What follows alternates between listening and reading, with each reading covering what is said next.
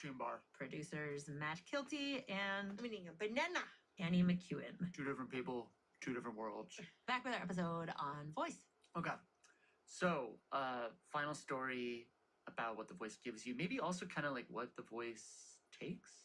And Lulu, we're going to start with you. Yeah, I mean, I guess so. This begins with Oh, here we go. one of my favorite voices out there. The Godfather.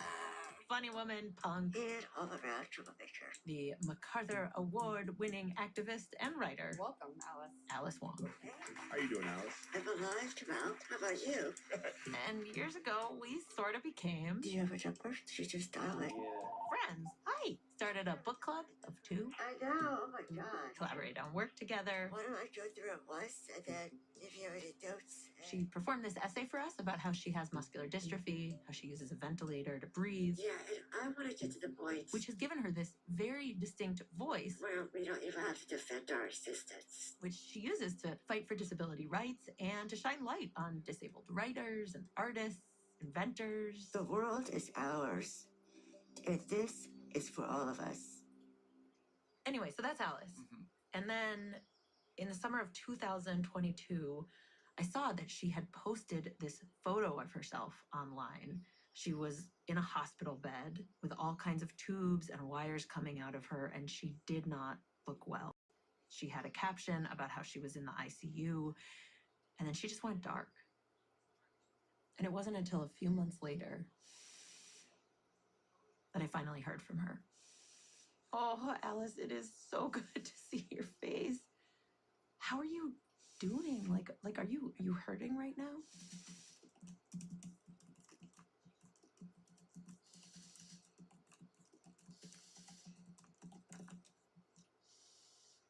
I had some opioids earlier, but fun fact, they cause constipation, so I quit them and take Tylenol only when necessary. I missed the fentanyl I had in the hospital, which was delightful. Utterly delightful. I called fentanyl, Fenty, and I said he was my boyfriend. I miss Fenty very much. It turned out she had to have a tracheostomy. Basically, she'd had a lung infection that was so serious, to allow her to breathe, they had to cut straight into her windpipe and insert a tube. Right, where you're like on a ventilator. Yeah, and she's on a ventilator, and, that saved her life. But it took her speaking voice. It's been a lot. And obviously, you can totally still hear Alice's voice. It's just now coming through this computer voice. I also have a range of voices that I can select from, and honestly, I hate all of them. She played me some of them. Hi, my name is Darius, and I'm the first male African American English speech synthesis voice from Acapella. There's also Hello, my name is Ella. a tiny child. Hi, I'm Karen. There's Karen, which Alice was like, no way. Hi, And then I'm Heather. there's Heather. Efficient, fast, and a very high quality. Why not try me out with your own words? So Heather is just the one I hate least. It is robotic, clinical, and white. Alice is Chinese American. I just tolerate her, and I bet she tolerates me. Ha ha ha. Oh, see what I did there? I typed ha ha ha to simulate actual laughter, and while it works to some extent, it feels robotic and hollow to me. I miss laughing and all the sounds I can make that make people laugh. Shit, you can't guffaw. You can't laugh. Oh, you just made a mixed laugh and pained, like, oh, with your mouth. Like, oh. Does it feel different, though, without the sound? Like, does it detract from the experience of savoring the humor?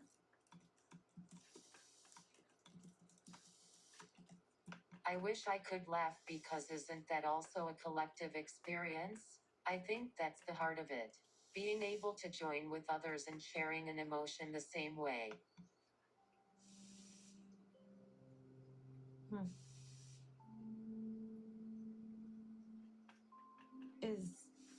Is your speaking voice lost forever?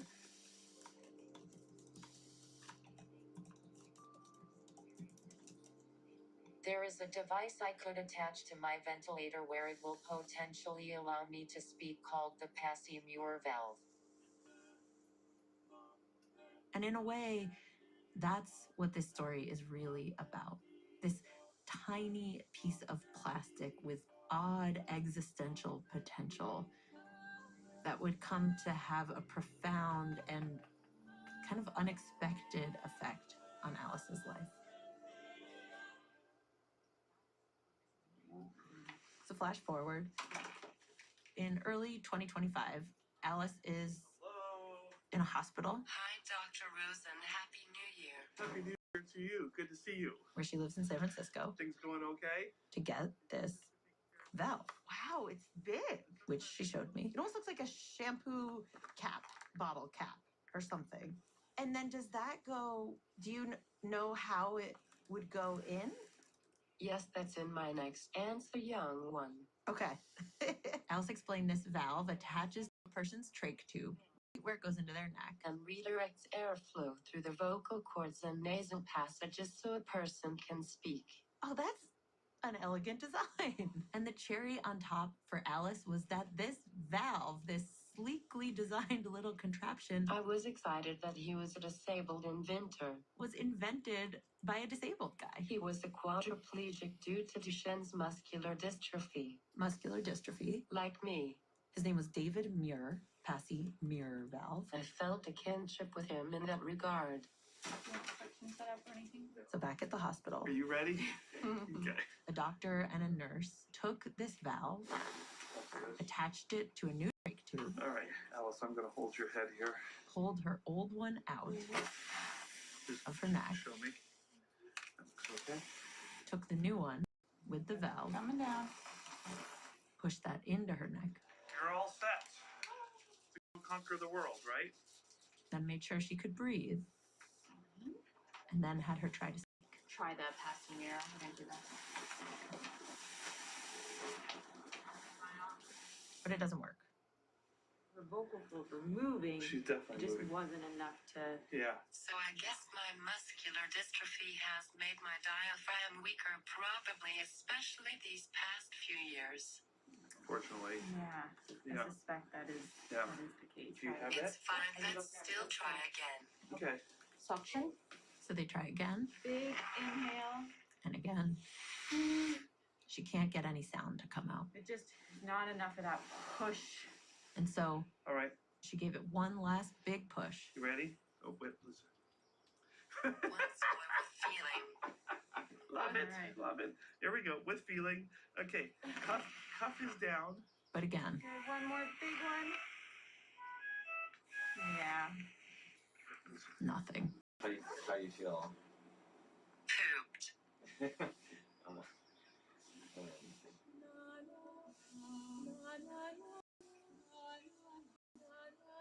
So not working. And over time, she grew to resent it. And she said that one day, I went to their website and did some digging, and she found some writings by its inventor, this guy, David Muir, talking about the value of this valve, writing about the power this valve holds, how it can really give people their life back, what it can do as if it's some miracle solution. and that the mission, the whole point of this valve was Quote, dignity through speech. dignity through speech. The phrase dignity through speech gave me pause. And Alice ended up publishing this open letter addressed to David, who she learned had died back in 1990. David, isn't there dignity in silence too? Silence does not mean a person is voiceless, as there are millions of non-speaking people who use gestures, sign language, writing, technology, and other means to communicate with the world. I live in a world of silence that is not lesser or devoid of richness. My reality is just different. And she said going through that process of writing to him, imagining him, also left her with all these questions about him. I'm so curious if he had disabled friends or was connected to community. Of how the two of them could be so similar and yet so different. David Muir is a mystery to me. There's almost nothing about David out there. He's sort of this forgotten, disabled inventor. And so I told Alice, well, maybe we could unravel this mystery. Maybe we could go report it out and figure out who he was and how he came to these ideas about voice and the concept of dignity. And Then, Lulu, are you close to your delivery date? so close. I was useless. Yeah, thanks a lot. I went on maternity leave for the full 6 months, babies. Beautiful. And so you guys picked up the torch, the reporting torch. Yeah, and it took a while, but eventually Oh, are you showing up too? Hello.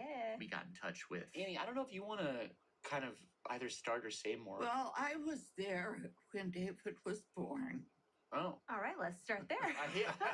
June Muir and Don Muir. You're David's father, Yes, I presume. I am. David's parents, who live outside of Phoenix and seemed actually just like really excited to talk to us about David. I think because they don't often get the chance to. Well, when David was born, This was in 1961. the doctor said, this guy is going to be a football player. He had like really strong, defined muscles. Like somebody that had been doing major calf raises at the gym. Little jacked baby. Yeah, little Jack baby. Okay. But in the first year, He had some problems that I noticed when he started walking. So, for instance, like most kids, You know how they take their little fat feet and they just sort of plop them down? yeah, when David lifted his foot to take a step, He would halt, hesitate. then put it down. Then one day when June noticed he was playing, He couldn't get up off the floor. so at the age of 5, they took David to a doctor who ran some tests and told them that David Had muscular dystrophy.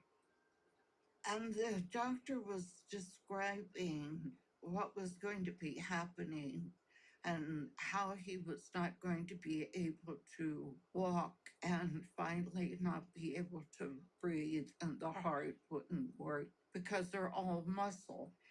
And they probably wouldn't live past 12 years of age. And I'm thinking to myself, why are you saying this in front of my child? did David seem terrified in No, that moment? He or was just sitting there. Very stoically. And so they go home and try as best as they can to just have a normal life. He loved cartoons on Saturday morning. He loved to play with matches. And little plastic army guys. at an early age, he's using a wheelchair. A push type. The little stinker. Apparently got his friends at the playground to push him as fast as they could at this ditch. And tried to jump it. What? To hit the berm and try to get it over this. So get air? Yeah. So I got a call to come down to the school. So he didn't do that anymore. Instead, what he did is he got his friends to push him down the hallway at school. And they were mowing down all of the kids in the hallway. So I got another call from the principal. Okay. So he's got like rambunctious troublemaker, like fun. Yeah, fun. totally. And Okay. but I think like the thing that June and Don said like stood out most about David was He was a unstoppable communicator, David was a talker. a motor mouth. From the ages 6, 7, 8, 9, We talked about everything. 10, 11, 12, The last year he has. but then 13, 14. If he heard something on television that morning, he would pick a side and I'd pick a side. 15, And then we would just debate back and forth. 16, 17. He's in high school. His voice is dropping. Didn't get as deep as mine, but 18. he's a 12th grader. He actually switches high schools, and this new one doesn't have a ramp. And this way that totally reminds me of Alice, he tells the administrators, There is this law that you're supposed to provide me access, you guys have to build me a ramp. Or I will sue you. or I will sue you. That week he had a ramp. There was a ramp. no way. Yeah. By 19, he's in an electric wheelchair and a lot of his muscles. We're just slowly shutting down. By 20, 21, His diaphragm's not working enough. he's having trouble breathing. That's when all of his fears came out. It'd usually be at night in bed. When he started talking about dying and the things that he had noticed that he wasn't able to do any longer. In June, We would talk all night, would sit next to him in bed. trying to calm his fears. The next morning, he'd be up, cheerful, talking. But night times were bad for him. And then he turns 22, 23, 24, 25. And one morning when June was on her way to the house, she went into David's room to check on him. And he said, I'm having a dream the good guys are fighting the bad guys. Should I go back to sleep and see who wins? And I said, sure. So she grabs her keys, gets to the front door. And I think something's wrong. She goes back to David's room. And David was blue. And I don't know what to do. she just freezes. He needs oxygen. Then I remember the alarm. They had an alarm installed that went directly to the fire department. Push the alarm, and the firemen come. They give him oxygen, put him on a gurney, and take him out to the hospital. And when we're at the hospital, that's when they put the trach out. The doctors performed a tracheostomy on David. So he could breathe. In the hospital, the best doctors could provide David with the ability to speak was, With these communication boards. you can imagine like a Ouija board. It's this board with letters and numbers, and basically somebody like June would have to sit with David and watch his eyes go from letter to letter. To spell out the words. So if you ask David What do you want to watch? on TV, June would sit there and watch as his eyes would go to the B, the A, the S, the E, Base. B, A, L, L. Fuck. Baseball. It took forever. Was not a good deal. I mean, for somebody like David, A motor mouth. When you took that away, it's just like his whole world fell apart. He was asking me if I can't live with this trach, if it's just one step too far for me, will you help me die? I've got to be able to talk. And then one afternoon, he's sitting at the table with his mom and dad, and he starts to spell out and mouth the words of this idea. he says, my ventilator has this little valve. It's a valve that's connected to the machine that lets air come in into David's lungs, but then It closes. so that David's breath, the moisture in his breath, doesn't go back down into the machine and, potentially damage it. Right. It's like a door that swings shut behind you. Yes. And so David was basically like, Can we do something like that? can we take this valve that's on my ventilator, modify it, and put it right where the trach tube goes into my neck so it still lets air in, but then It closes, trapping the air inside my body, forcing the air to take its normal path up through the neck up through the vocal cords, and out. meaning hopefully, possibly. He would be able to talk. So He tells his father, okay, I need you to do this for me. go to the ventilator, Get that valve, tweak this, cut that. attach it here. I'm going, oh, he wants us to kill him. Don, how do you feel about it? Well, this is an interesting project to me. So Don goes and grabs an X-Acto knife, some duct tape, walks over to David and disconnects the tube from his neck. So at this point, David could barely breathe. And then he grabbed that little valve from the ventilator, Just pulled it off, cut it, shaped it, and literally taped it onto the end of the tube.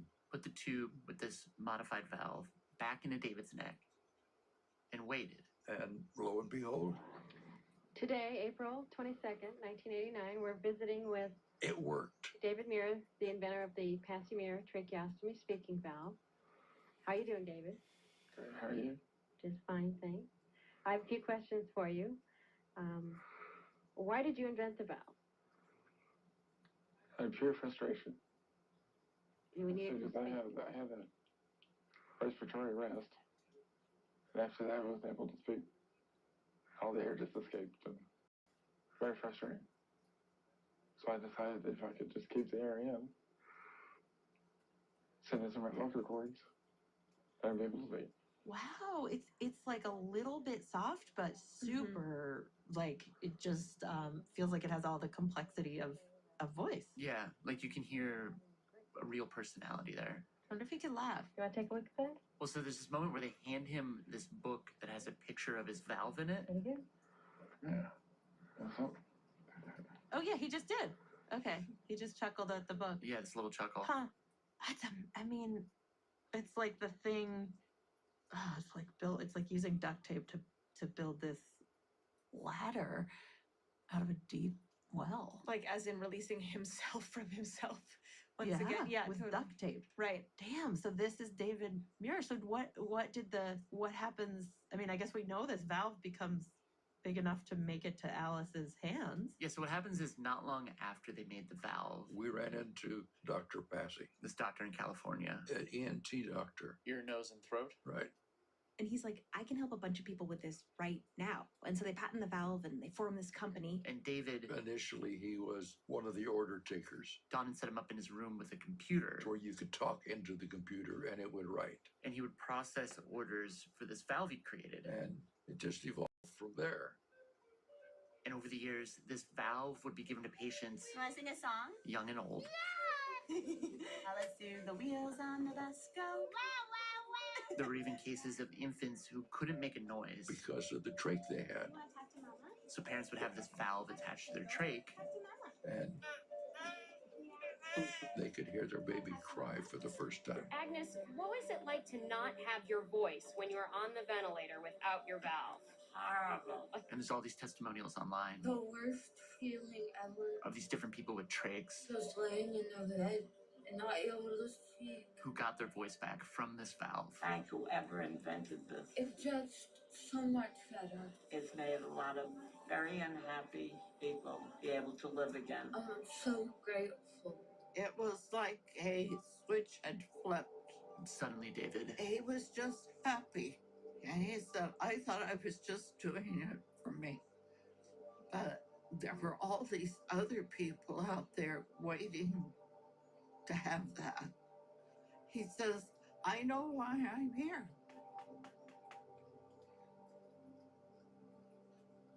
one of the things about this story for us, and I know you guys aren't a part of the company at all, but we were working with this writer, Alice Wong, who lost her speaking voice and had a tracheostomy. And she saw on the website, when she learned about the valve, that there was the word dignity was used about this valve giving people dignity through speech. And that word really bothered her. And so I kind of was just curious how you guys think of the word dignity, how David maybe thought of the word dignity. You know, if you can't communicate with people, you disappear. And you do lose yourself because, well, just like you're doing with the interviewing, the talking, you're expressing yourself, you're putting your opinions, you're being heard, you're making a statement in life. If you don't have that, it's much more difficult on you. And I think that's where the dignity comes in, is I want people to know I'm here. How did And go ahead. Oh, I'm just curious, like, what happened next? I mean, Yeah, because you said that David died at 28. Yes. And he made the valve at 25. And so I'm just wondering, like, how did he die? Was it just ultimately like his muscles failed? No. So June said it was August 30th, 1990. I went in and I got David up, got him dressed, combed his hair, brushed his teeth. And she reminded him that he had promised to go pick his nephew up from the bus stop that day. On the first day of school. So David, in his wheelchair, left the house, made his way to the bus stop, and after a little while, his nephew came to the front door. Crying. And he said, David didn't come and get me. My stomach was falling. June runs outside to the middle of the street, and I look down the street and I see him down the end of the block. His wheelchair is on its side on the sidewalk. And I run in as fast as I can, and I hear the ventilator, which means he is disconnected from the ventilator. Which means he had no air, no way of calling out for help. And June rushed over to him. I said, Cowboy, what's wrong? And I put the ventilator hose back on and connected it. She had a neighbor call 911. The EMT showed up, took David to the hospital. They're at the hospital, and the doctor came out and told me he didn't think David was going to make it. Don was working in California at the time. I called him, told him what the doctor said, hung up the phone, and went back to stay by David's bed. And all I could do was say, I'm sorry, because he was alone when he died. He just didn't want to be alone when he died. And yet, that's what happened. He was alone when he died.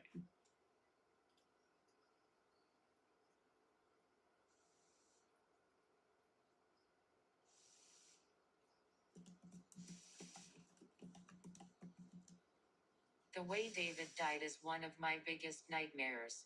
So we played all that to Alice. Oh, wow. Falling and having your ventilator disconnected or malfunction while in public. She said, like David, she has alarm systems in place, and she even pays a speaking person to be with her at all times, who could call out for help. But these systems will never replace the ability to scream for help, and the loss is real and it's terrifying.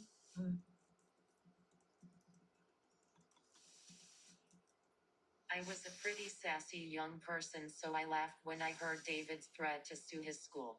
Maybe that's one aspect of being disabled in a non-disabled world. The aspect being what exactly? I guess we have to be tenacious and pretty daring in order to get the bare minimum, which in many ways drives us in our ambitions.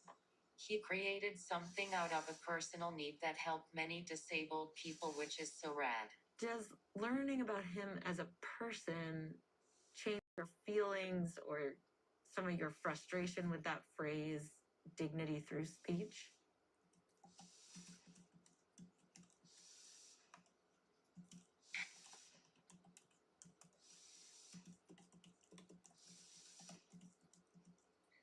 My stance hasn't changed after David's mom reflected on that phrase. Yes, David and I both lost our voices and he was able to gain it back thanks to the invention of his valve, but let's say he wasn't able to speak again. He would still have dignity despite mourning the loss of something so close to his identity. I miss my voice every day and am frustrated by how I communicate and the way I sound on the radio right now, but I still have dignity. And in true Alice fashion, she has since joined this organization for folks who are non-speaking. It's called Communication First. And she's become a part of their advisory council, just, you know, sort of like advocating for folks who don't have a speaking voice, Right. and shining light on all the ways people can communicate. Right. And yet, Okay, you shown the bat signal on the moon 2 days ago. Do you want to tell us why we are here? it turned out, despite all her beef with the speaking voice, or her belief that most of us overvalue it, all that while she had been feeding recordings of her old speaking voice into this AI model to try to recover hers. This is an impossible wish, but my hope is that any sort of generated voice from my past can capture my humor and personality. This may be too much to ask from something artificial, but at the very least, maybe when talking to friends who knew me in the before times, they will feel like it's the same me. And so one day she messaged Annie and I and was like, it just made me a voice based on my voice. Do you guys, I haven't listened to it yet. Should we try it out together on tape? Yes, let's give it a whirl. How should we do this? Okay, I am going to type a sentence and play it. And? Hello, Lulu and Annie. This is the voice created by AI. Oh my God. It was eerie, right? Yeah. That's not you. And like the part I remember the most is that it included her breathing machine. Like it included the very unique voice that she had. Yes. What do you think? Okay, what do you think?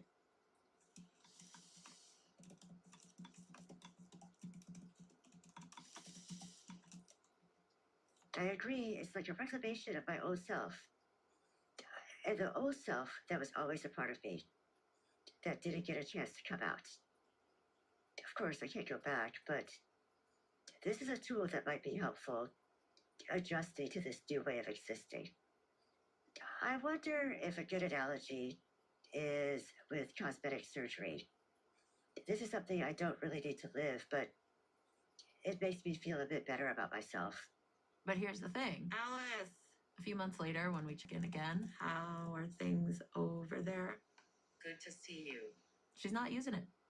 She doesn't want to use it. In part, she said, because the more she thought about it, she realized that It's no longer who I am.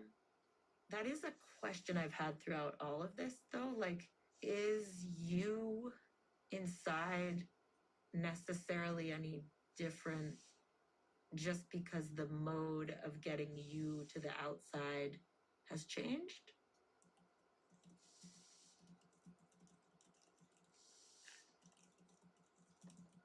I think the inner me has changed because I still cannot be my full self. And by full self, I mean my old self, and this is a conflict that I struggle with. I lost a way to express my personality, humor. I lost the kind of wit that comes from my ability to quickly respond or interject something vital during a chat. I lost my ability to debate and smack someone down with an argument who deserves it. I lost that sense of freedom, looseness, and messiness. I am still me to some extent from the before times, but I miss the old me. I am changing, we all are changing, and I hope I am becoming fuller and a truer reflection of the inner me, but that's a work in progress. I'm wondering, what are you noticing that's changing or becoming this truer version of you?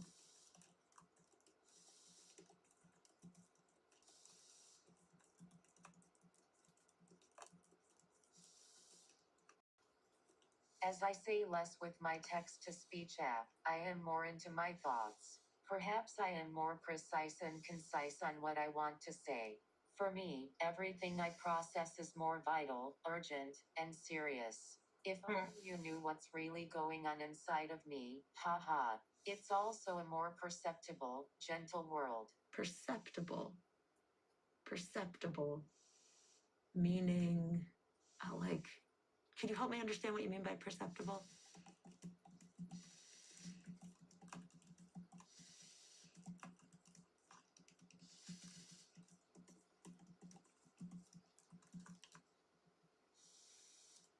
I am sensing and seeing and feeling more now that I am in the solitude of this silent world. I am taking in a lot, and perhaps because I am not communicating fully, I am absorbing things more than before. Like, for instance, Alice explained this moment with a friend of hers named Latif, who also uses a computer assisted voice. They were at this party together, I am a party animal, and we do meet up at events or parties. and she said they were sitting at the dinner table amidst all the people talking. She was watching as Latif's attendant helped him eat. A luscious piece of sea bass. He was eating, and we were looking at each other in this moment of pleasure and understanding amidst the din of chattering, speaking people. We had a conversation that was complete in itself.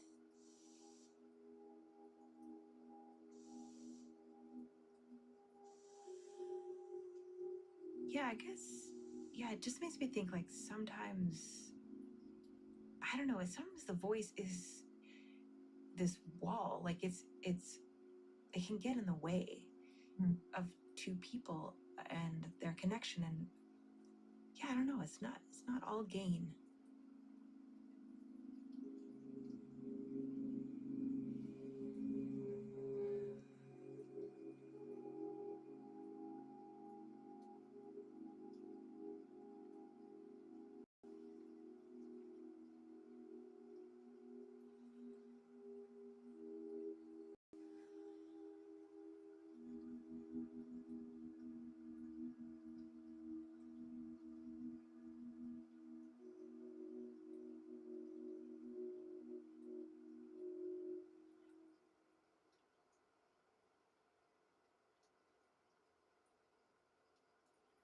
Alice Wong.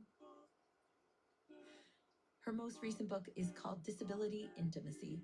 Her memoir is called Year of the Tiger, and her website is disabilityvisibilityproject.com. You can head there to learn more about everything she is noticing and perceiving. This episode was produced by Matt Kilty and Annie McEwen. It was also reported by them and sound designed by them, with additional sound design by Jeremy Bloom. Original music by Matt Kilty and Jeremy Bloom. Mixing help from Jeremy Bloom. It was edited by Alex Neeson. Fact-checking by Anna Pujol-Mazzini. And big thanks to Ren Farrell, who recorded our conversations with Alice over many years. Thank you, Ren. And also to Roomful of Teeth, the very talented musicians and vocalists who you hear a lot of throughout the episode. A special shout out to Amanda Kreider for helping us get our hands on this music, composed by Caroline Shaw, Judd Greenstein, Leila Hua Lanzaladi, Rebecca Carriord, and Michael Harrison. And then a special thanks to Hector Espinal and his parents, Crisali and Hector Espinal. Hector was our young child in the museum. Wonderful acting. And finally, special thanks to you, our listeners, for supporting us. It has been a deeply unsettling summer for Radiolab and public radio across the country. As you are likely aware, Congress voted to eliminate all federal funding for public media in America for the first time in history.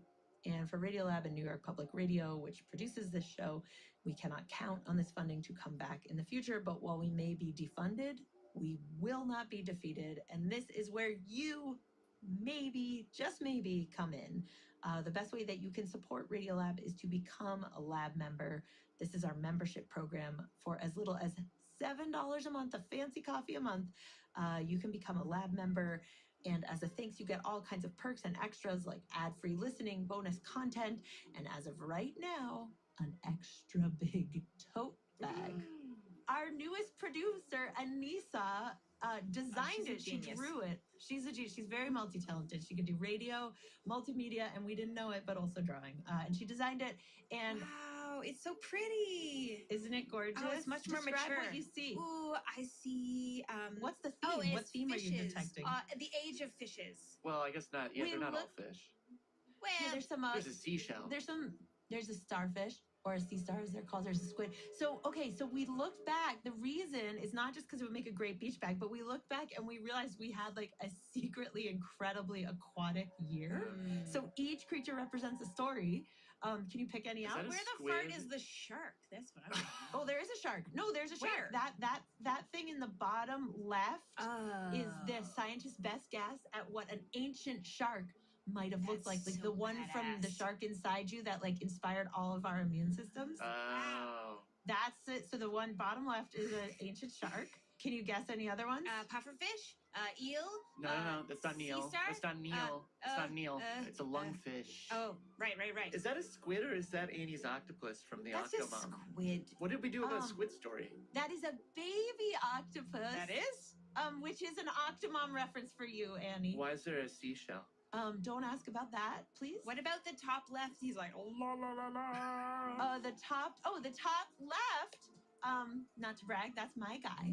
Oh, yeah. That is the singing fish, the toadfish, the ugliest fish in the sea, that sings out to attract our mate, and we put him in our Screaming into the Void episode. I did a little essay about him, but yeah, there are all kinds of references to other stories. It's kind of like a secret code, all rendered in this beautiful blue, and it is big. It is a big tote. I wonder if it could fit a toddler.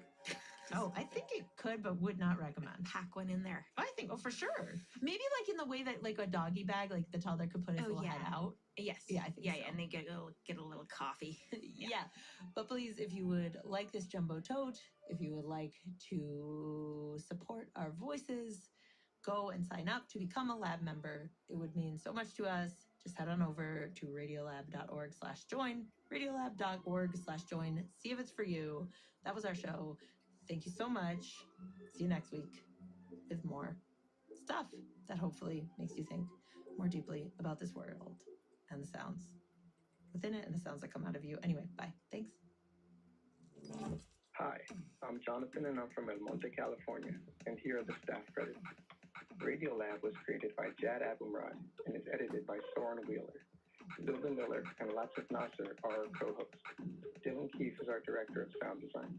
Our staff includes Simon Adler, Jeremy Bloom, W. Harry Fortuna, David Gable, Maria Paz Gutierrez, Sindhu Yanam Sambandam, Matt Kilty, Annie McEwen, Alex Neeson, Sarah Kari, Sarah Sandback, Anissa Visa, Ariane Wack, Pat Walters, Molly Webster, Jessica Young, with help from Rebecca Rand.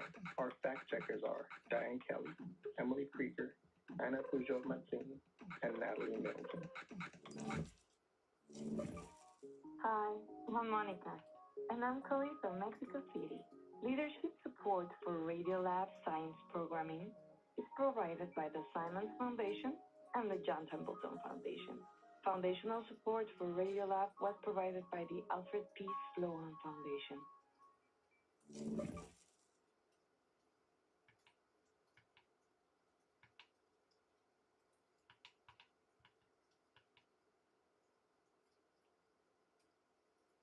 The first thing you need to know about Lori is that normally she's not the kind of girl who does this sort of thing at all.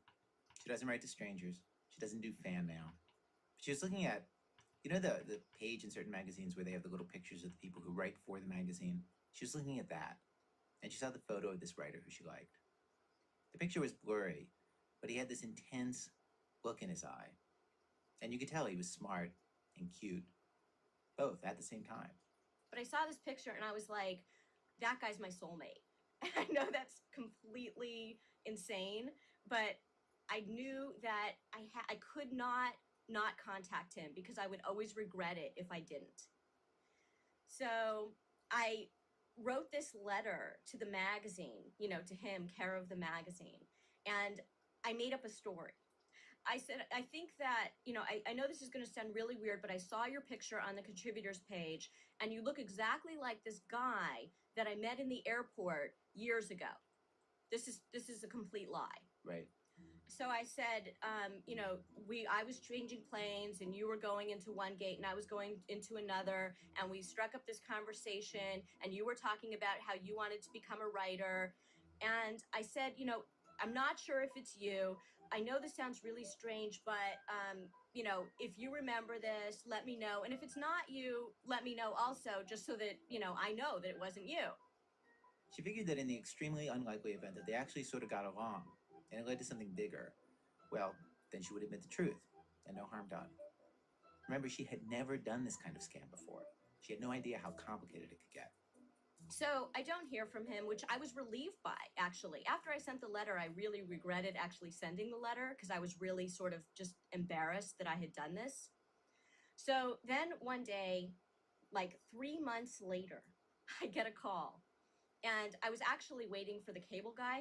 I've been waiting for like 3 days for the cable guy. So I'm on the phone with the cable company, and they're saying the guy in the field is going to call you any second on your call waiting. So we're going to hang on with you while we contact him, and he's going to call you.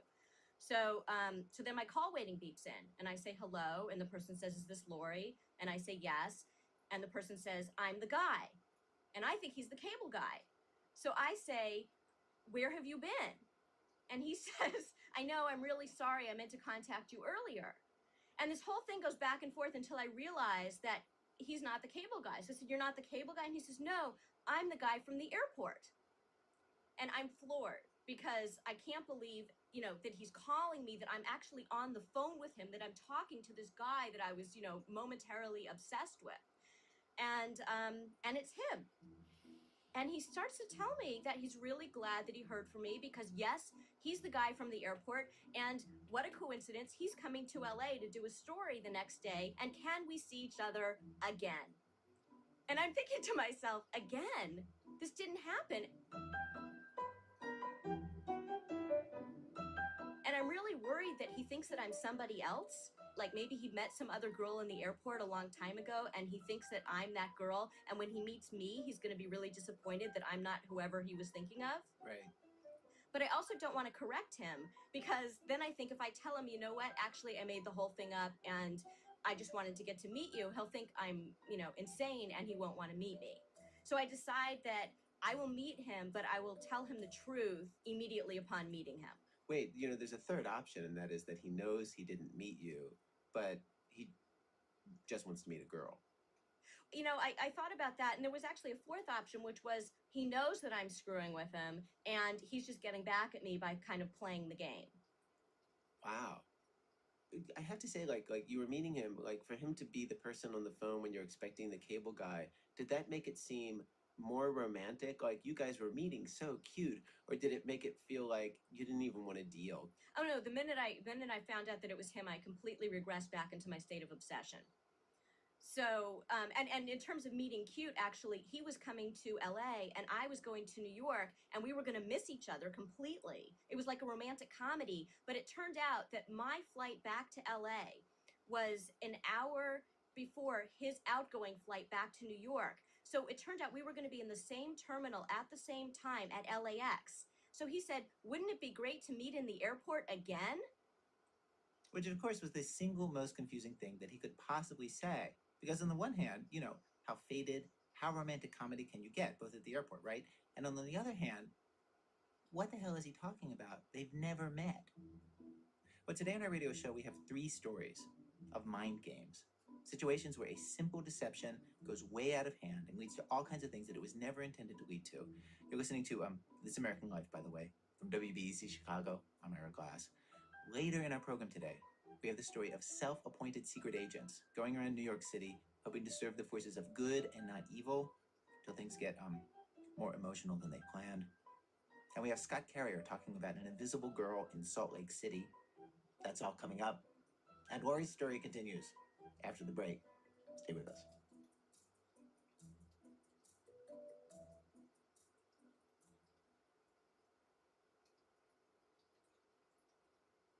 This American Life. I'm Eric Glass. Today's show is a rerun. We are in the middle of our story about Lori. She and the stranger, if you remember, were going to meet in the airport in Los Angeles.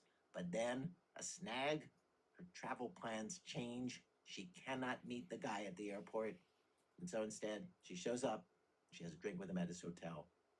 And the first surprise is, he looks nothing like his picture.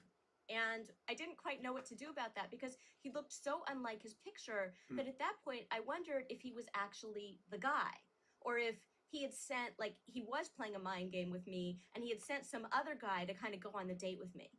Wow. I love how because you're running a con, suddenly you believe everybody's running a con.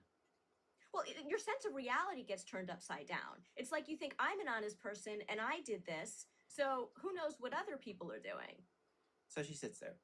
And the longer she sits there, the more that she could see that, yes, when he turns his head this particular way, he probably is the guy in the photo. Not that that helps anything. She is not liking the real him. Not attractive.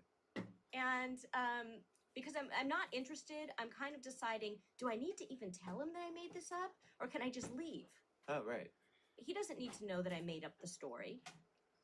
But then on the other hand, it was sort of strange because he kept talking about our encounter in the airport, and it was kind of frustrating to me because I felt like, why is he doing this? I couldn't understand why he would do this. It wasn't just that he had seen my letter and kind of went with it. It was like he then took the letter to a whole new level of deception.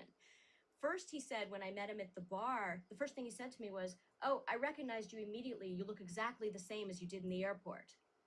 Then when we were talking, he'd come up, he'd just like pepper the conversation with all these little lies. Like he said that when we were in the airport, he remembered that I was confused about what I wanted to do with my life. So he says to me, you know, the bar closes and he says, you know, do you want to come up and continue talking?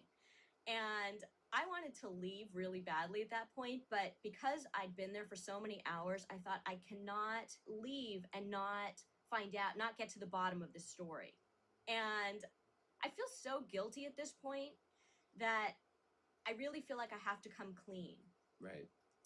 So I go upstairs and I say to him, you know, I have to tell you, I really don't think that you're the guy from the airport. It's been really nice meeting you, but you're not the guy. And he says, no, I am. And he's very insistent about it. And it's sort of like once he had his own position, he didn't want to change his position. So I say to him, you know, actually, it really wasn't you because I made the whole thing up. And he is stunned into silence. And I think, oh God, he thinks I'm a freak.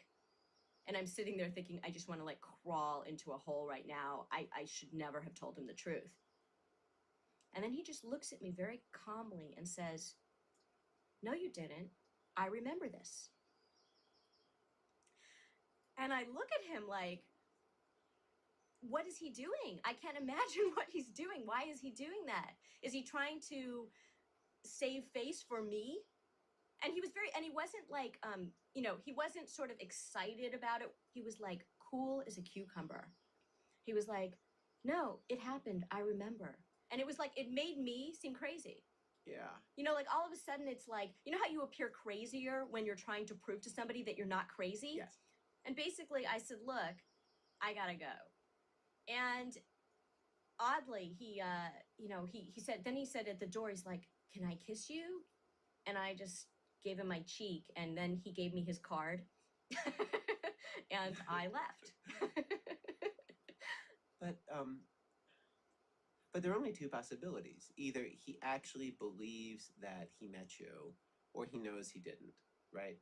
Right, but let's say that he believed that he met me. Reverse the situation. If somebody said to me, I think I met you in the airport, and I believed them, and then they said I made it all up, I would believe them. I would say, oh, huh, I thought that actually you were telling the truth, but if you say you made it up, you must have made it up. Like, what would be my motive for telling him I made the whole thing up? Yeah, I find that very convincing, actually. I wasn't actually sure what I thought up until you said that, but actually now I actually believe that he completely knew that he was lying. I actually believe there's no chance that he actually thought he met you. There's no reason for him not to believe me, except for the fact that I've already established myself as a liar because I'm telling him I lied and sent you this note that was a complete lie. I love how this started off as this innocent little romantic lie, and then before it's done, you yourself are caught up in this whole world of where you can't even figure out how to convince him, and you can't figure out why he's saying what he's saying. Your mind is so messed with by the end of this story. Yeah, I don't know what to make of it. I mean, years later, I don't know what to make of it. It's this thing that I sort of, whatever went on in that room that night, it's like it stayed with me for so many years because it was so confusing to me. Lori Gottlieb, she's now a psychotherapist in Los Angeles. She's written a number of books, and these days she also writes the Ask the Therapist column in the New York Times.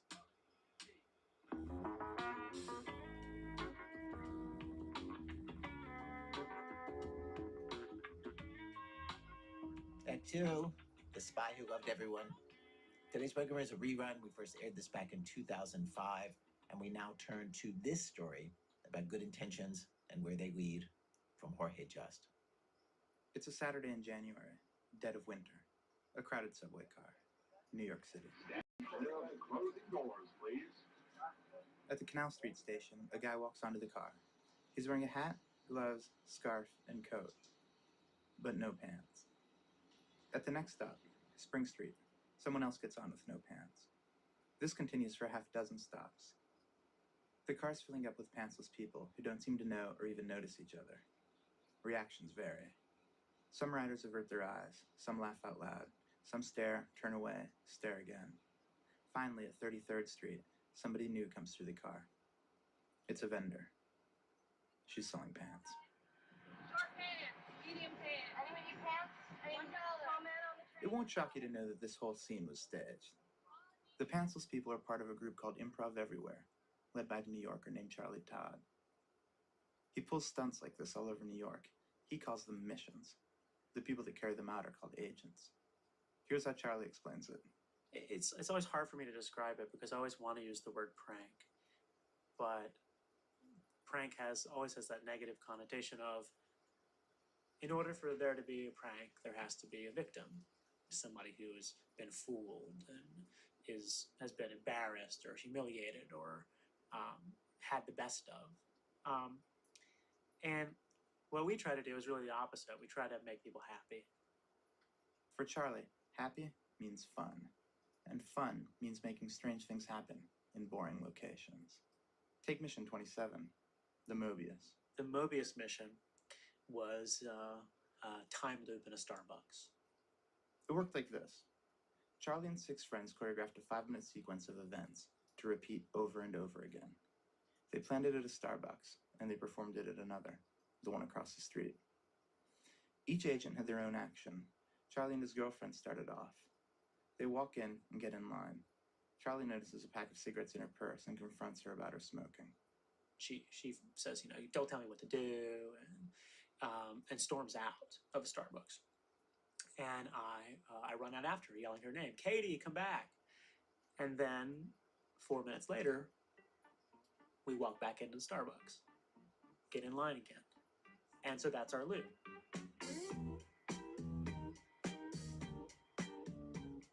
Agent number 3 spills his water, stands up, gets napkins, comes back to clean up the mess, and repeats.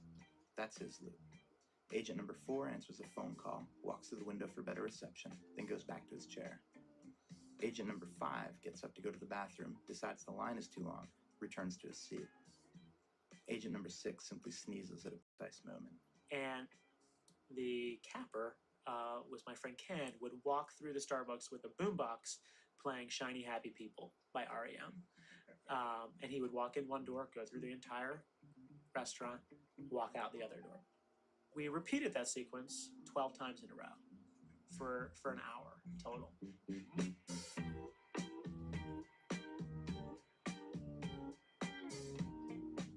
Charlie says that for the first few repetitions, nobody noticed a thing.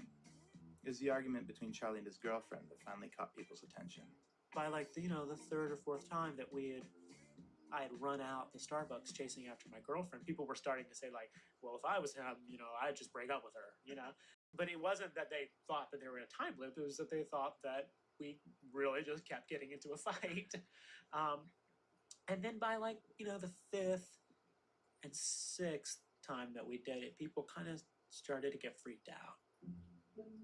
There was one woman in particular who we had on the hidden camera who called her friend and said, you have to come down here. I'm at the Starbucks and asked her place. I don't know what's going on.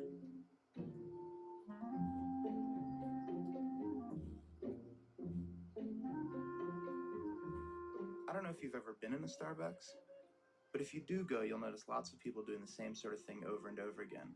Sip the coffee, read the paper, update the blog. Stare hard enough and everyone looks like they're in a time loop. It took people almost an hour to find the line between stage, scene, and reality. By the end of it, by the 9th and 10th time we're doing it, the whole Starbucks is talking to each other, participating in this thing. It's almost as if everybody in that Starbucks felt like they could predict the future.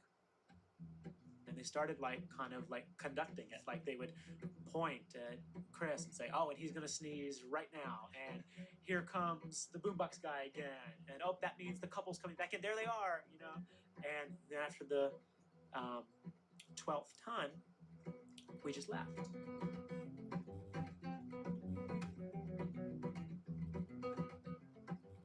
In a way, this might be the most surprising part of the Mobius mission. After going to that much trouble just to provide a room full of strangers with an unforgettable memory, the members of Improv Everywhere get up and they leave. And not just because you can't close a curtain on a coffee shop time loop. Charlie posts pictures and descriptions of the missions on his website, but that's as close as he gets to a standing ovation. He's got loftier goals anyway. I want to live in a world where anything can happen. I guess what I mean by that is, I don't know. I guess we shouldn't have to rely on television or movies to show us fantastic things and fantastic stories. Let's attempt to bring some of that excitement to the real world, I guess. Charlie's missions are cool, but it's his objective that's intriguing. To create fun, inexplicable experiences for random strangers. It's like giving people a small, unexpected gift, and in the process, making the world seem a bit more enchanted. But as anyone who's read a children's book can attest, mess with the forces of enchantment, and things can go terribly, terribly wrong. That's what happened with a mission Charlie calls the best gig ever. The best gig ever, an idea. My friend Mark Lee came up to me one night, and he came up to me and said, let's find a rock band, a struggling rock band, and give them the greatest gig of their life. So I researched on the internet for the next couple of weeks trying to find the perfect gig, the perfect band who I knew was setting themselves up for just a horrible audience. And I found this band, Ghost of Pasha from Vermont. Never heard of them before. Nobody in New York had probably heard of them, apart from their friends, because it was their first tour ever. And they had just recorded some songs this summer, and they were going to tour in October. And they were playing a gig in New York on Friday night at 8 o'clock for a $5 cover. Then they had a gig 2 nights later on Sunday night at the Mercury Lounge for an $8 cover at 10 p.m. So I knew even if they had friends in New York, those friends would come to the Friday night show and they would not come back, no matter how good the show was. They're not coming out at 10 o'clock on a Sunday night to support their friends again. Charlie recruited 35 agents to act as hardcore Ghost of Pasha fans. They downloaded the 6 songs on the band's website, and they memorized the lyrics. Some agents made t-shirts and temporary tattoos using the Ghost of Pasha logo. They timed their arrival, getting to the club as the next to last band was getting off the stage. People entered separately or in pairs, like didn't act like we knew each other. And by the time they were doing their sound check, there were, all of us were in the room. Not only were they getting ready to perform, we were getting ready to perform too. And everybody from the previous gig had left. They had 3 paying customers that night, not counting us. But instead they had 38, the 35 of us and the 3 paying customers. And once they got on stage and said, hello Mercury Lounge or whatever they said, like, we definitely exploded.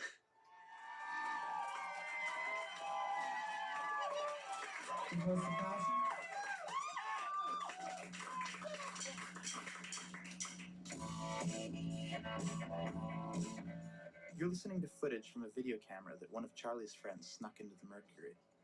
The club was dark and the camera was hidden in a bag. At first you can't make anything out, but then the camera goes into night vision mode and it's all there in black and pale green and white. 35 people isn't much of a crowd, but somehow they make it seem like the place is packed. I sat and watched the video with Charlie, who pointed out his favorite moments and showed me how the agents reacted to the music in their own particular ways. Some pushing to the front, others hanging back. He points out another guy near the front of the stage. He's dancing spastically, flinging his arms, shaking to the music. At a show, there is always that one guy who's dancing too much. And like the guy we're looking at now, like he's that guy, So it's appropriate. We're not all doing it, but he is.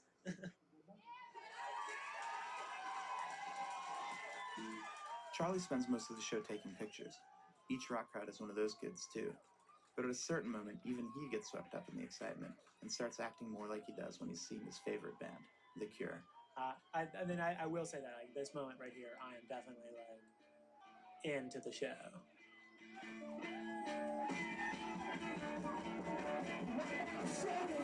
We were requesting songs. We only knew the names of, like, 6 songs, because they only had 6 songs on their EP, which they had on the website. And I was, like, screaming for, they have a song called What About the Shut-Ins? It's like, what about the shut-ins of the Second World War? And I was screaming for shut-ins. I was just yelling, shut-ins, shut-ins. And they played it. I think probably coincidentally they were playing it next in the set. And I just went crazy. When I heard the first notes, I was like, yeah, I got my request.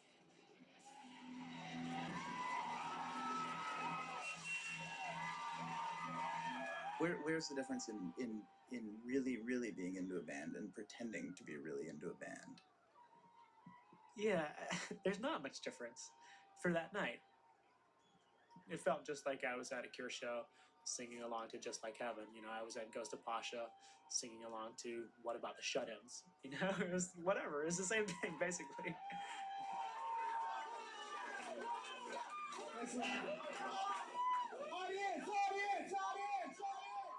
The band gets off stage, and Charlie and company leave the bar to go celebrate another mission accomplished. A couple of days later, he puts up pictures and reports of the evening on his website. Charlie figured the band would find his page in a month or 2. It's basically inevitable once he's posted everything online. What he wasn't sure of is how they would react. When I would tell people this idea, like as I was preparing for this event, one of the main responses I got was people saying, like, that is so cruel. What's going to happen when this band does their next gig in New York City, and nobody shows up? That is the cruelest thing I've ever heard. And I really don't buy into that logic. I think, it's kind of an interesting thing to think about. Like, is it cruel to give somebody the best day of their life just because they'll never have another day like that again? And I don't think so. It's kind of like, you have a wonderful dream and you wake up, and do you wish you just have bad dreams every night, or is it, and I think it's great to have wonderful dreams, and yeah, it kind of sucks for a second, but you'll always have that moment.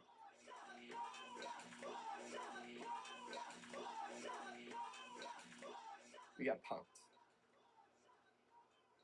That show at the Mercury Lounge was a fake.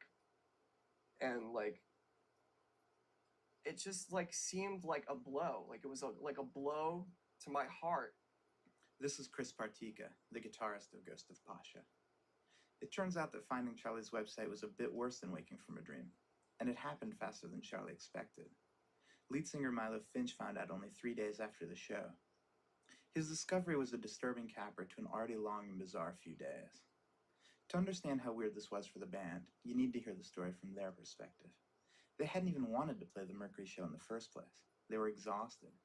They'd just driven from Vermont to Boston for a show Thursday, and to New York for a show on Friday. Ezra the drummer and Brad the bassist had then driven 6 hours back to Vermont on Saturday, and then turned around and returned Sunday. Milo stayed in New York, but he'd been up all night partying. I remember being on the street before the Mercury Lounge show, completely exhausted, just sitting on the street waiting to play. We didn't even want to do it. But, you know, I remember just sitting there and it was pretty dead. And I knew we thought it was just going to be dead. And we were like, cool, it'd be dead. We could just go up there and play and just get at it. Get it over with. It turns out that the band Charlie picked wasn't just obscure. It was practically brand new. They'd only been together a couple of months. This was their 4th show ever, the 3rd on their tour. It was really weird because we knew this was our 3rd show. I remember turning to the drummer, to Ezra, and being like, what's going on? Like in the middle of a song, like a drum break.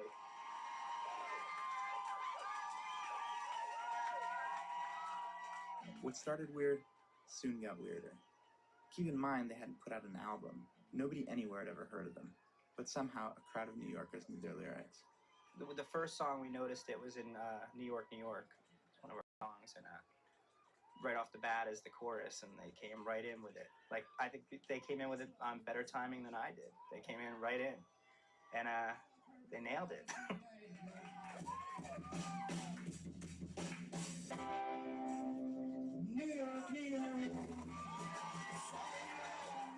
Honestly, it was really odd. I mean, there was moments where guys were ripping off their shirts and swinging them over their heads in like a helicopter fashion.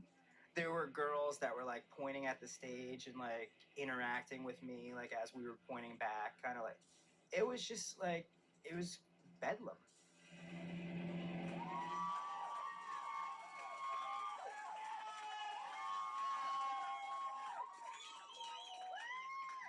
The exclamation point on the whole evening for me was how creepy it was when the guy jumped up on stage with no shirt.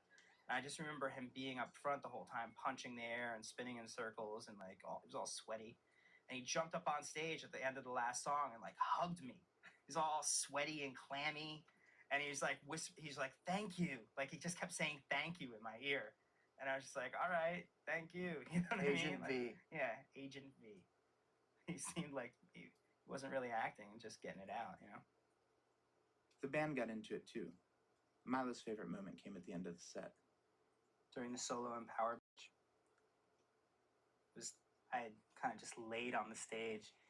And the crowd rushed the stage and was like grabbing my hands like this, you know, like because I was right on the lip of the stage. I put the microphone out into the audience and they were screaming and, you know, like grabbing at, you know, my hand and touching the microphone and made sure I like slapped every hand that came up, you know, just so no one felt like they didn't get it, you know. And however the act was going on or whatever they were pulling or whatever they were doing, I felt that at that point in the show, we answered it back with something real, you know, and everybody was, at that point, everybody in the room was on the same page.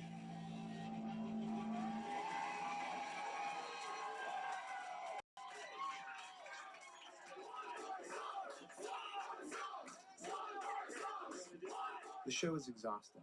They played the tour's first ever encore and left all the energy they had on stage. Like Milo said, when a crowd screams at you like you're the Beatles, you act like you're the Beatles. Only this crowd stopped screaming the moment the last notes were played. Chris remembers unplugging his amp, looking up, and being shocked that the place was empty. Ghosts of Pasha were suddenly alone. I remember we were all standing out on the street smoking our cigarette after the show, and totally confused. Oh, yeah. Kind of speechless for a little bit. I remember Brad broke the silence. He's always good for breaking the silence. He was like, what just happened? No, what the hell was that? I think was the, what the hell was that? As he was lighting his cigarette. It was just creepy. Creepy, but also pretty sweet. You know, like, we just like had nothing in our heads, so we just decided to fill it with, well, okay, we're really excited and we're in a really good mood, so this is great. You know, like, finally 35 people from New York City randomly came to our show and knew our words and stuff, and that's a good feeling. You know what it was? We I think some of the talking was we were addicted to it. We were like, that felt really cool. Like, let's play like that all the time. Let's get shows like that all the time, you know? That warm feeling lasted exactly 3 days, until somebody emailed them a link to Charlie's site. The band met up at the local computer lab and read it together. The next 48 hours were the worst. Email poured in mocking Ghost of Pasha. Their website's bulletin board was flooded with people making fun of them. It got so bad they had to shut it down. The band felt like the butt of a big joke. They struggled to take it all in stride, but inevitably one member would get mad and the others would have to talk him down. A couple of hours later, they'd be on the phone with each other again, making each other angry, calming each other down. The guitarist Chris Partika was most affected. He got teased a lot as a kid, which is why he started playing music in the first place. It was something he could do by himself in his room, where nobody could make fun of him. News of the prank hit Chris pretty hard. It's the worst thing I could possibly think of ever happening to me in my life. Because I've been avoiding confrontation my whole life so I wouldn't get made fun of. And the moment I decide that I want to try and be real and do what I really want to do, all of a sudden it's reacted in the same way as it was when I was like in kindergarten. And it's just like, what is the difference? You know, I'm 30 years old now and I'm still getting made fun of by people.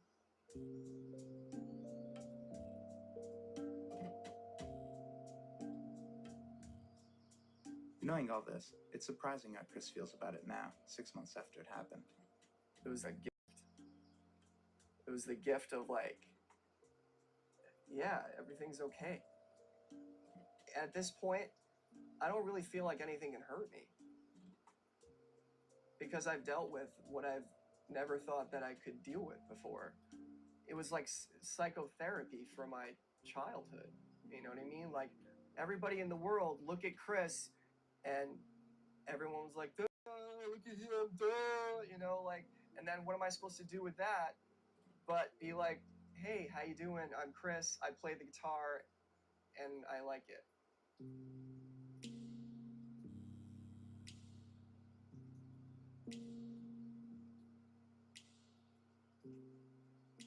After mulling it over for a few days, the band decided what to do.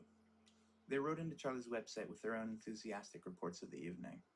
Brad the bassist was terse, Chris the guitarist was thoughtful, and Milo the lead singer was the lead singer. Here's Charlie. The lead singer was like was really enthusiastic and upbeat about the whole thing. But you could tell that he definitely had like, if not an ego, definitely had like a lot of pride in the band, and made that clear too. And there's one, he had one line in his report that said like, no matter what happened, we rocked the house that night, and you knew it. But so he did say there were elements of like, we realized that it was a prank, but just so you know, we did rock it, and which, like, I agree with them. They did. They rocked it. They rocked the show and snatched the opportunity. Bands need publicity, and Ghost of Pasha knew a happy story sells better than a sad one. And they were right. The band was interviewed in Spin magazine. An A&R guy gave them a call. In other words, Ghost of Pasha played along. They took Charlie's story about what happened that night and made it their own. But not everybody's ready to make themselves at home in Charlie's world. Some people prefer their life just the way it is. All right, my name's Christopher Rawson. I am a fine art student. I'm going to New York University, and they basically threw me a fake birthday party. The idea was to throw a birthday party for a stranger. Go up to someone in a bar at random and act like it was his birthday. Charlie gathered about 30 Improv Everywhere agents and headed to a bar called Dempsey's to pick the evening star. He decided on Chris, who was sitting with a friend and a full pitcher of beer. It looked like they were settling in for the night. Charlie called the other agents and described Chris, and then he walked over and started the party. And I said, "Hey Ted, how's it going? Sorry, we're a little early for your birthday party, but thank you for inviting us." They came up to me and they were like, you know, just really addressed me as this other person, as Ted, and we're just like, you know, hey, what's up, buddy? You know, happy birthday. You know, and he looks at me, and at first he thinks it's just a case of misunderstanding. You know, he's like, "Oh, I'm sorry, you got the wrong guy. I'm not Ted." And I just laughed. Said, you know, that's really funny, Ted. You did invite us to your birthday party. We got the Evite. A few minutes later, more people started coming in, and everybody was wishing me happy birthday, and calling me by Ted. And everybody seemed to have this memory or this, you know, experience that they had with me in the past, which obviously was completely foreign to me. I had sent out an email to everybody involved with some specifics about this guy, Ted Hine, and said that he was 25 years old, that he went to UNC Chapel Hill, that he worked at Oppenheimer Funds, that his favorite band was Dave Matthews. Like, we came up with all these specifics about him. And I told everybody, like, you know, pick out what your relationship is to Ted. Figure out what your story is and stick to it. People were giving me hugs and being like, oh, I haven't seen you in so long. What have you been up to? And they had all kind of brought in little gift cards, and on all of them they said, you know, remember spring break, you know, things relating to school. A few of the people thought I worked for some sort of bank or something. And he got really freaked out, which I didn't necessarily anticipate, but looking back on it, I guess I probably should have anticipated that would freak somebody out. I was definitely freaked out and suspicious. I mean, it seemed very confrontational and very grotesque even, I would say. So yeah, it was kind of like a really bad dream.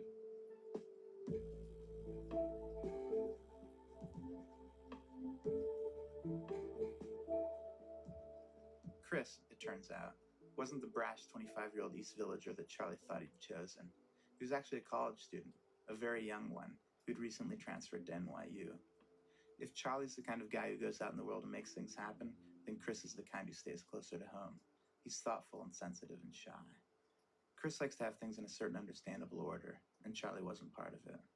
There was no sense that, you know, it was kind of a charade. I mean, it all felt very natural. It felt really close to reality, but yet it was so strange and different that it couldn't be. So there was definitely the worry too on my part, I guess, that I was going insane maybe, because it made no sense. So I kind of felt like I was losing my mind in that sense, like the ability to rationalize what was happening, because I really couldn't. He showed them his driver's license, but they laughed it off. And Chris couldn't shake the feeling that a guy named Ted, the real Ted, could show up at any moment to find Chris drinking Ted's free drinks, and even worse, blowing out Ted's candles and eating Ted's cake. But every time he tried to leave, a fake friend would stop him, beg him to stay, buy him a drink. Eventually, he just became Ted. It was pretty much my only option, and I think that was the moment of a shift, was kind of realizing that, you know, I was like, okay, well, if they all think I'm Ted, then what the hell? He starts answering to Ted. He starts introducing himself as Ted to kind of the latecomers. And in the end, like, he was not only just agreeing that he was Ted, like, he was corroborating all of our stories, you know? You know, people were like, oh, you know, remember this? And I was like, oh yeah, you know, that was great. What a great time, you know, and just kind of played along with it.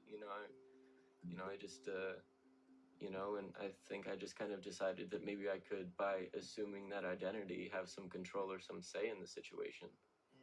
You know, it was like disappointing at first to see this guy get freaked out. I was like, oh no, like, my whole idea is to make this guy's night. To watch that transformation to the guy playing pool, doing shots, and getting phone numbers was really a blast to watch. And I can't decide in the end whether I picked, like, the perfect guy or whether I picked the worst guy. There may have been a worse Ted somewhere in the world, but probably not in that bar. Sure, he'd had fun, even let them convince him to take the gift cards home. Chris rose to the challenge and became Ted. But by the next morning, he was Chris again. Only he was Chris with another man's gift cards. I don't know, they became kind of this, like, weird collection of sacred objects almost, you know? Like, for a year, you know, I kind of, like, saw them as this, like, you know, other, these empowered thing. Right. It's sort of like in the sci-fi movie when you come back from Right, back it's in like time and you reach in your pocket and you still have the arrowhead or right, whatever. right, exactly. Or when Tom Cruise wakes up in Eyes Wide Shut and the mask from Oh, the night right. before is on his pillow. You know, as much as I wanted to forget it, you know, I woke up and those gift cards were there. You know, it was like, oh, I guess that did happen.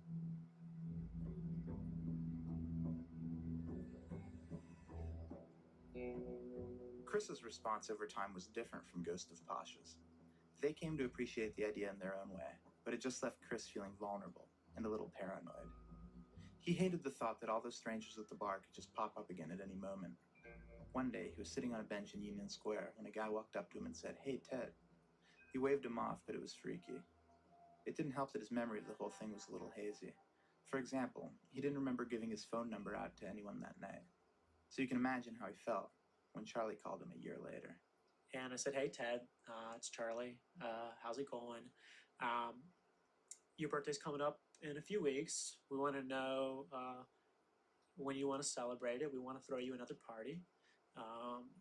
Wanted to know what you wanted. Like last year, we got you those Best Buy gift certificates. Do you want that again, or is there a different store? Give me a call back." And I gave him my number. I didn't hear from him. And as it turns out, a friend of mine knows someone who's a bartender at Dempsey's, where we did Ted's birthday. And Ted is still a regular at that bar, I assume. And he told this bartender, he went up to her and said, "Do you know the people who did that birthday thing to me last year?" And he said, "Well, could you tell them to stop calling me? And if they're going to be coming around this bar, I'm going to have to stop coming here." It really kind of broke my heart because it had been such like a wonderful night and a wonderful experience for us, and it seemed like it had been a wonderful experience for him. But I mean, but is it? I mean, did it go well? Is it a success if if a year later Ted's story has changed? Well, I mean, it does kind of like that response definitely made me sad. But regardless of how he feels about it now, I do know that night was awesome. You know, in the end, I mean, I kind of sound like, the lead singer of Ghost of Pasha now. Like I want to tell him and kind of say the same things to him that guy said to me. Whatever you say, you had a blast that night. But he did. He did get his $300, and he did get completely drunk and make friends, even if for only a night. So like that night, as it exists in my memory and in the memory of everybody who's there, like was a success. Did I see you cry? Were you crying like a girl? In the end, Chris did to Charlie what Charlie does so well to other people. He pretended to have an experience that he wasn't actually having. And Charlie thought the fake out was real. And when he found out the truth, Charlie reacted the way other people do to him in that situation. He was sort of upset, a little hurt. And then he comforted himself by deciding that some part of the fake out was real. And that's the danger of what Charlie does. He believes you'll enjoy sharing his fantasy world, whether you do or not. He asks you to leave your own reality and step into his. Just like every crazy pantsless guy in the subway.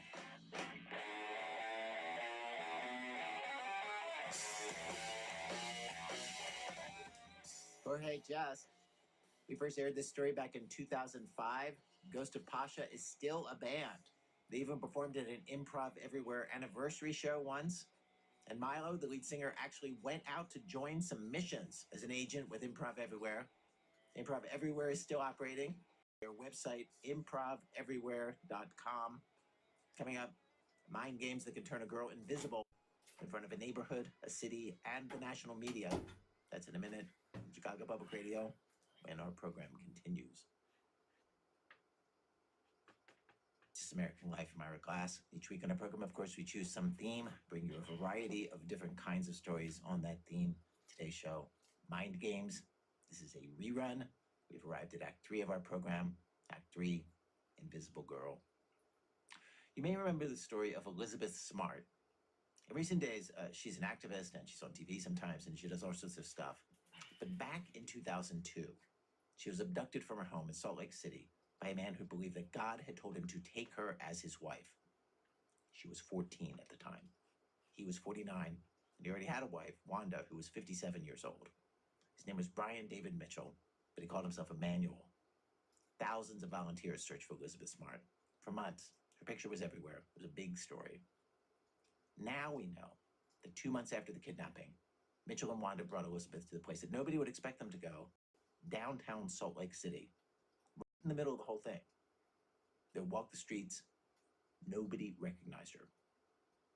And at that time, back in 2002, one of the contributors to our show, Scott Carrier, lived in that same neighborhood, the one that Elizabeth Smart lived in, the one where her captors had brought her. And once the truth came out, back then, Scott talked to his neighbors about what happened in their heads, that they did not recognize her. Here he is.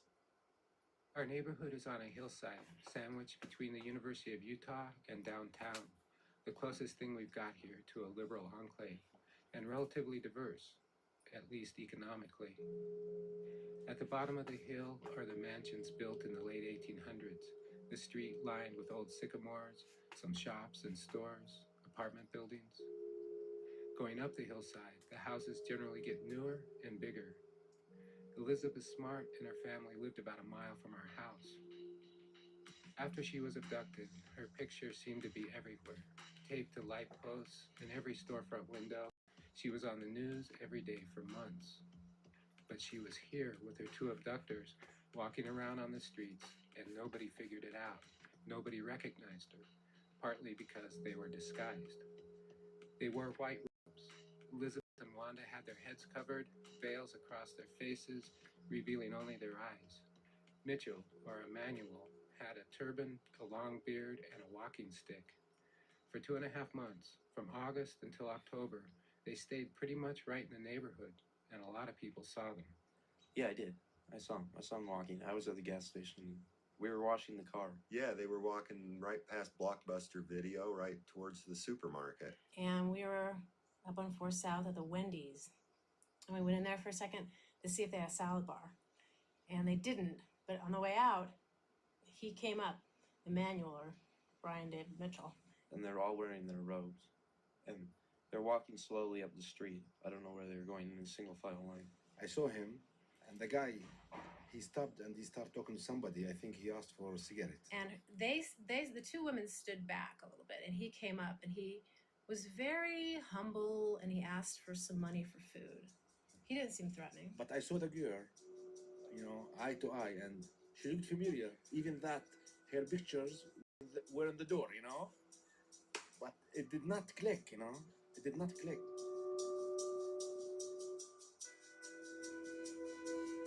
It wasn't like they just showed up out of nowhere. Mitchell and Barzee had been homeless, on the street, wearing the robes for a couple of years before they took Elizabeth. My friend Trent Harris thought he knew the guy all too well. Well, he was kind of a fixture on the streets of Salt Lake City. He was always asking for money in front of the ZCMI shopping mall. I remember he'd sit out there with this just pathetic look on his face. Oh, he was annoying. He was really annoying. I'd seen him before. I thought they were just crazy, extremist, fundamentalists who walk around. That's my son Milo. He's the same age as Elizabeth and went to grade school with her. We have a picture of Milo and Elizabeth at a birthday party when they were 4. He's dressed as a cowboy. She's a princess. My wife Hillary gave her dance lessons. In September, Milo saw Elizabeth with Mitchell and Barzee when he was at a gas station washing the car. They walked by me. I was within 10 feet of them. I'm pretty sure she could have recognized me if she'd just seen me. I bet she did. But she didn't say anything, and Milo didn't recognize her. I didn't think anything of it. Because that's ridiculous. Like, she's walking around in the middle of daylight. It wouldn't be her. Like, it didn't even cross my mind that it would be her. Who would do that? Who would actually take the person that everybody's looking for, like the most sought after person in the whole state, pretty much? That's risking your life. If somebody found him and like recognized her, they would have killed him, right? Part of the reason the disguise worked is because whether we saw him as a pest or a harmless eccentric or a crazy fundamentalist, We saw him as a loser, someone to be pitied or scorned, written off, ignored, forgotten. And we don't really look at people like that. We look away.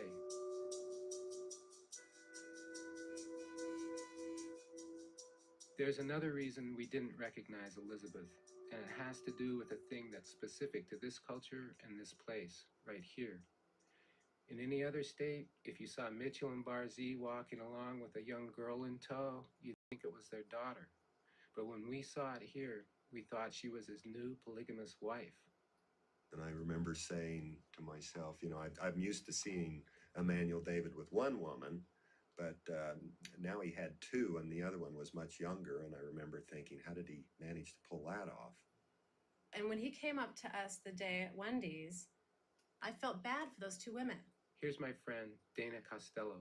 And I especially noticed that the other one was young, but I didn't think that's their daughter. I assumed immediately, just in my head, that she was his new wife. It just came to my head, oh, look, he got another wife. You didn't think anything bad about it when you saw that he had two wives? I didn't. I really didn't. Officially, the Mormons stopped believing in polygamy in 1890, but it still goes on here and there. And many people in Salt Lake City have polygamous ancestors. And when we run into it, there's a sense of shame and embarrassment mixed in with American ideals of freedom of religion. And the end result is we just ignore it and let it be. We don't want to look at it. What's especially annoying about this is the possibility that Mitchell was smart enough to figure it out and use this weakness against us.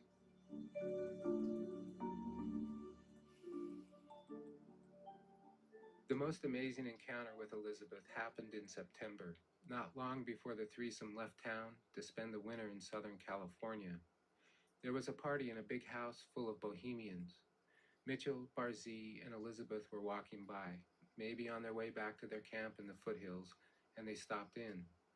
Amber Merriweather and Russell Farrell were there that night. There's always people in costumes at the parties there. So we just thought that they were just people in costume, you know, just being silly.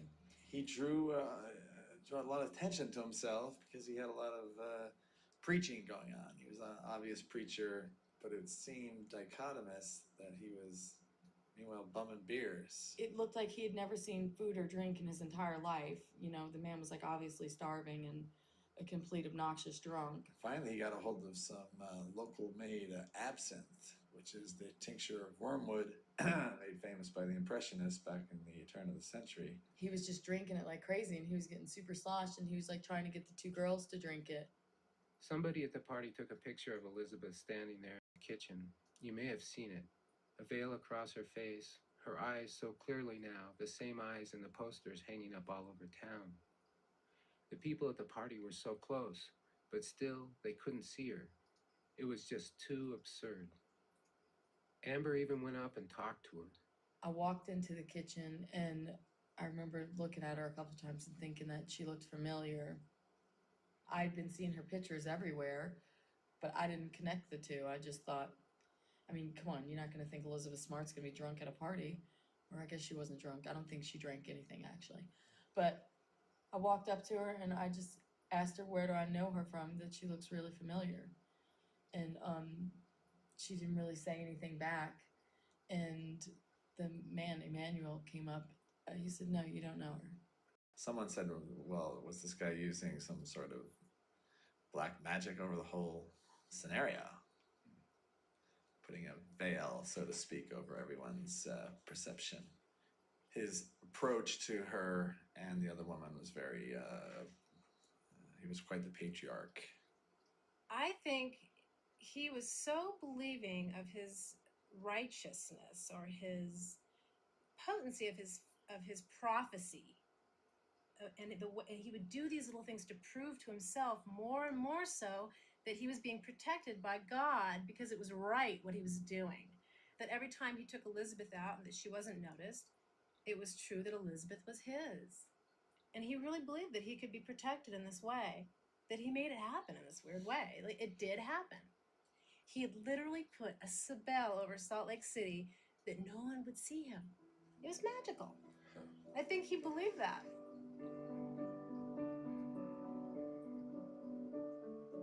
I think it's more likely we didn't see Elizabeth because we thought the guy who took her would be a monster, a boogeyman, and we expected him to appear in that form. Mitchell looked like the opposite of a boogeyman. A boogeyman stands in the shadows and jumps out at you. Mitchell stood right in front of us and sort of became invisible.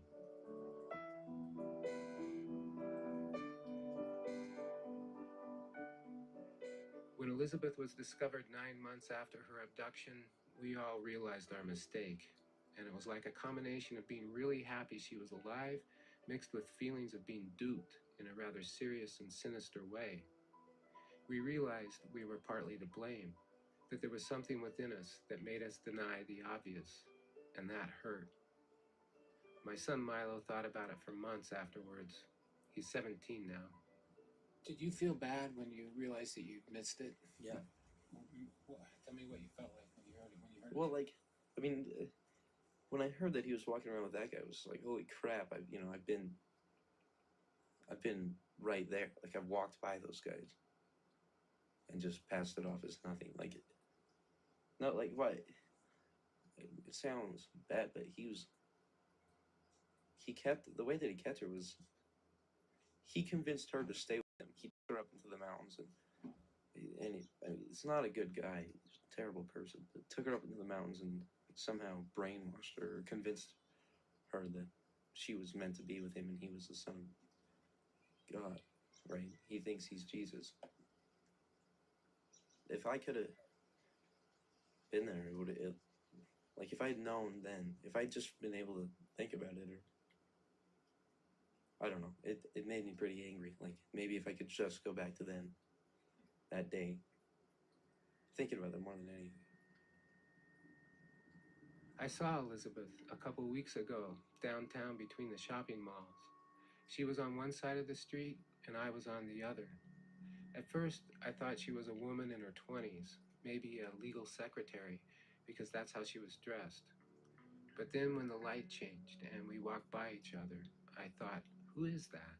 She looks like a young Muriel Hemingway, really distinctive and beautiful eyes. And then I realized it was Elizabeth Smart, right as she went by me. It was like seeing a rock star or a mythic heroine. She'd journeyed to a dark world, and it seemed, looking at her, that she'd come back with her innocence intact.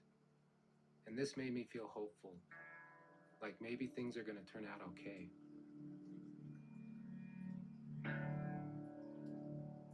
Scott Carrier. His podcast, Home with the Brave, just started season 5. You can get it wherever you get your podcasts. All black magic has me in a spell. Oh, black magic that you weave so well. Those icy fingers up and down my spine. The same old witchcraft when your eyes meet mine. Our program was produced today by Jane Marie and myself, with Alex Bloomberg, Diane Cook, Wendy Dorr, Sarah Koenig, Lisa Pollack, Robin Semyon, Alyssa Shipp, and Nancy Updike. Senior producer for today's show, Julie Snyder. Our technical director for today's show is Matt Tierney. Production help from Lyra Smith. Help with today's rerun from Stone Nelson, Michael Comite, and Suzanne Gabber. Our website, thisamericanlife.org. This American Life is delivered to public radio stations by PRX, the Public Radio Exchange. Special thanks, as always, to our program's co-founder, Mr. Troy Malatia, who insists. I'm the guy from the airport. I'm Eric Glass. Back next week with more stories of This American Life.